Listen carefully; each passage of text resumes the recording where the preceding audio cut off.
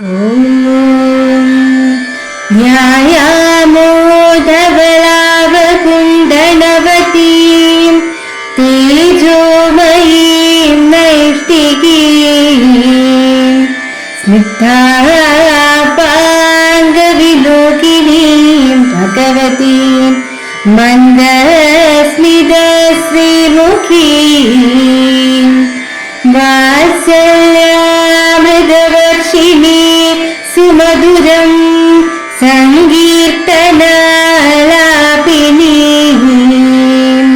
ശ്യാമാംഗീം മധുസിക്തസൂക്തിം അമൃതാനന്ദാത്മികാം ഈശ്വരീം ഗജാനനം ഭൂതഗണാഭിസേവിതം കവിത്തജംബൂഫലസാരഭക്ഷിതം ഉമാസുതം ശോകവിനാശകാരണം നമാമി വിഘ്നേശ്വര പാദപങ്കജം കൂജന്തം രാമ രാമേതി മധുരം മധുരാക്ഷരം ആരുഹ്യ കവിതാശാഖാം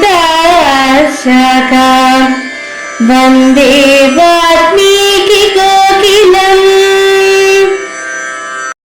ഓം ഹരിശ്രീ ഗണപതയേ നമഃ. അവിഘ്നമസ്തു. ശ്രീരാമ രാമ രാമ ശ്രീരാമചന്ദ്ര ജയ.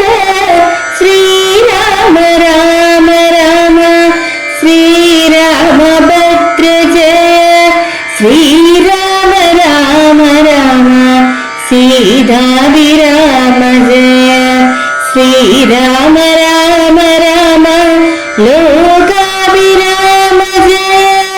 ശ്രീരാമ രാമ രാമ രാമനാഥ രാമ.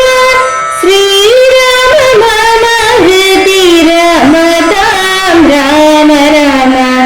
ശ്രീരാഘവാത്മാ രാമ. ശ്രീരാമ രമാപതി. ശ്രീരാമ രമണീയ വിഗ്രഹ നമോസ്തുതേ.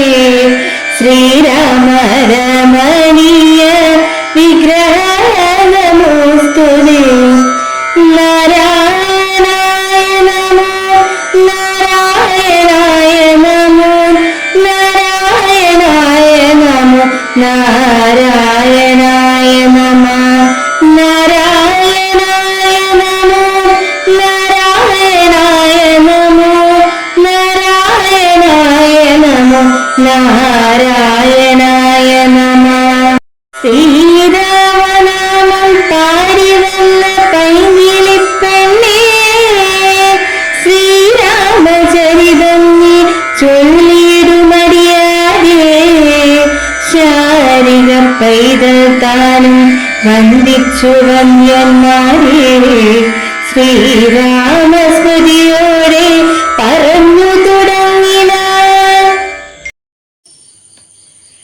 പിന്നെ കവിവരന്മാർ കൗതുകത്തോടും അന്യോന്യമാശു പറഞ്ഞു തുടങ്ങിനാൾ.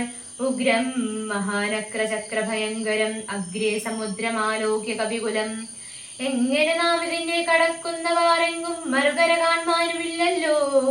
അവതല്ലാത്തതു ചിന്തിച്ചു ഖേദിച്ചു ചാവതിനെന്തവകാശം കവികളെ.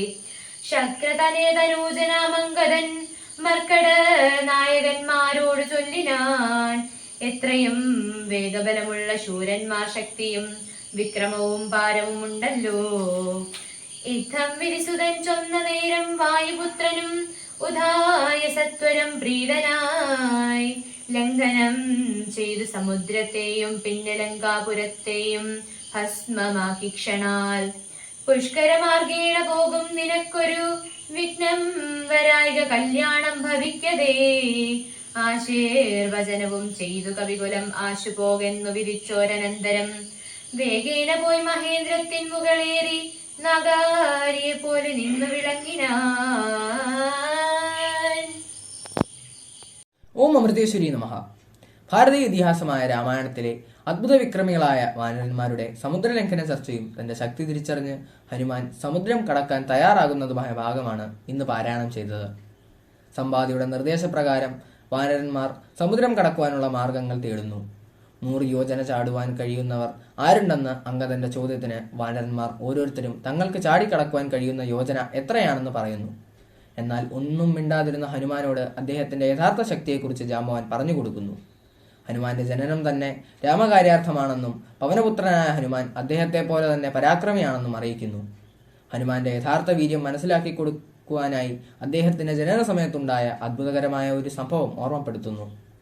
സൂര്യനെ കണ്ട് ഫലമാണെന്ന് തെറ്റിദ്ധരിച്ച് ഭക്ഷിക്കുവാനായി 500 യോജന മേൽ പോട്ടുചാടി. അതുവഴി വന്ന ഇന്ദ്രന്റെ വജ്രായുധമേറ്റ് നിലം പതിച്ച ഹനുമാനെ മാരുതൻ പാതാളത്തിലേക്ക് കൊണ്ടുപോകുന്നു. അവിടെ പ്രത്യക്ഷപ്പെട്ട ത്രിമൂർത്തികൾ ലോകനാശം വരുമ്പോഴും കൽപ്പാന്തകാലത്തിലും ഹനുമാന് മൃത്യു സംഭവിക്കില്ലെന്ന് അനുഗ്രഹിക്കുന്നു. വജ്രം ഹനുമലേറ്റതുകൊണ്ട് ഹനുമാൻ എന്ന പേരും ലഭിച്ചു.